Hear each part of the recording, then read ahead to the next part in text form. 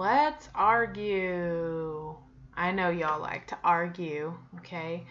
So controversial issues surround us all the time. As political news becomes more and more sensationalized, a new national controversy seems to pop up on our phones and televisions daily.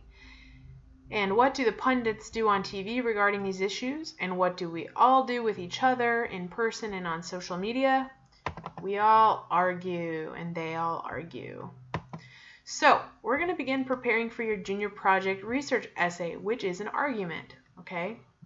Even if you don't stay married to it, the first step in this process, which is a big process that we'll chip away at a little bit all year, is to write a thesis statement. And that's going to guide your research, and it's going to preview what you're going to argue in your essay.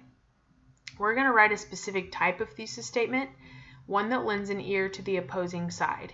It's time to learn all about concession, claim, reasons, style, thesis statements. Dun, dun, dun.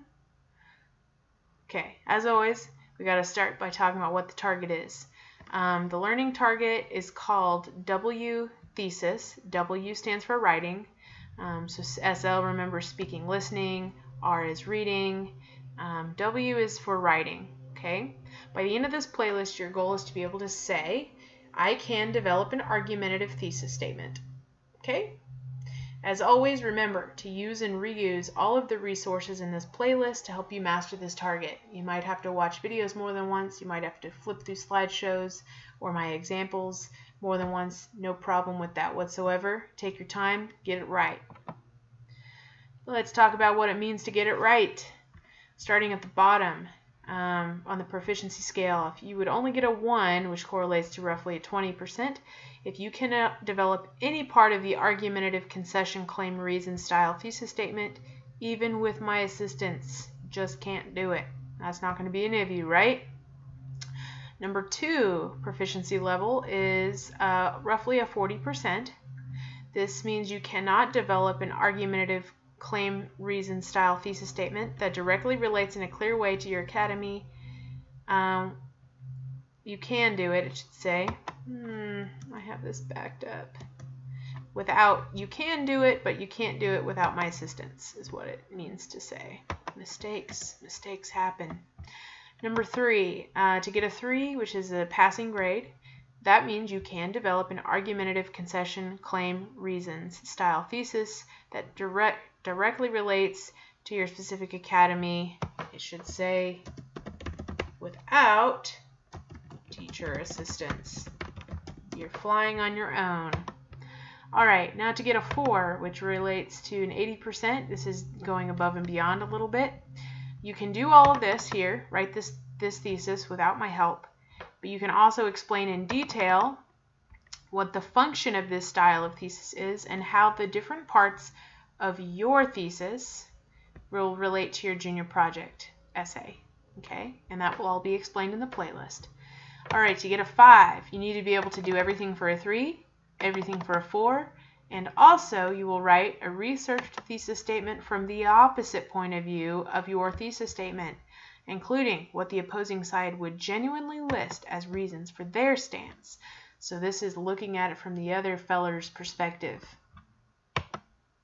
Okay, if you're preparing to write this style of thesis, which is, I'm going to say this 100 times and you're going to be tired of hearing it, concession, claim, reasons style thesis statement, here's what you need to keep in mind. 1, you need to determine your topic.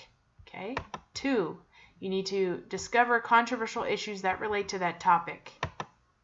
3, pick the most interesting one. It sucks to research and write a lot about something you don't care about, so pick something interesting. Determine which way you lean, okay? Do you agree or disagree based on the topic? And all of this will make more sense in the playlist. Number 4 is to actually do a little research. Even before you start your research, you're going to do some research to be able to write your thesis statement.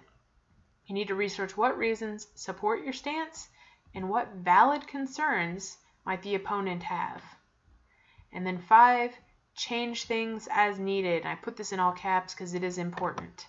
Okay, you might make changes as you go. That is perfectly normal. Do it. We're going to break all these down in detail in the playlist. This is just a brief overview. And I want to give you this note. This kind of gets to what I said there at the end. Thesis composition and research are conjoined circular processes. You will undoubtedly, which means you will for fact, bounce back and forth between them. Let your continued research inform changes in your thesis. You aren't married to anything. You're too young. If you try to stick to a thesis that is very difficult to prove with research, you will be miserable throughout the project. I do not want you to be miserable. Even if you finish this playlist and the assessment with a thesis statement that's beautiful and it meets all the requirements of a beautiful thesis statement, and then you continue on and continue to do research and you find that it's just not working out, that is fine. You can change your thesis. Especially with college writing, when I was in college, I would often change my thesis statements many times during the course of a project. That is normal, that is natural, that is a good thing. That shows that you're not a grouchy 80-year-old man or woman who is stuck in their ways, okay?